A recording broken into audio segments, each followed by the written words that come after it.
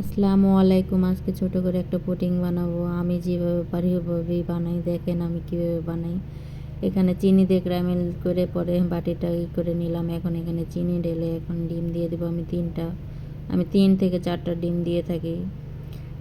এর বেশি ডিম দিলে আমার ভালো লাগে না, এই জন্য ছোটো করে একটা বানাবো, তো এই জন্য কম ডিমই দিলাম। আবার একটু লেবুর রস দিয়ে দিলাম।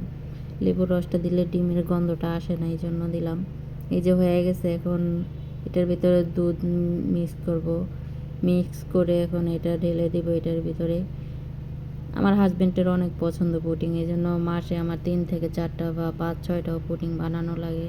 এই যে এখন আমি হাঁড়িতে বসিয়ে দিলাম, এখন পানি ঢেলে দিব। এই যে আলহামদুলিল্লাহ আমার পুডিংটা ফ্রিজে রেখে দিয়েছিলাম, এখন হয়ে গেছে, এই জন্য এটা ঢেলে নেব। মাশাআল্লাহ পুডিংটার কালার অনেক সুন্দর আসছে, দেখেও খুব ভালো লাগতেছে। আমার হাজব্যান্ড একটু অসুস্থ, সবাই আমার হাজব্যান্ডের জন্য দোয়া করবেন। আল্লাহ হাফেজ, সবাই ভালো থাকবেন।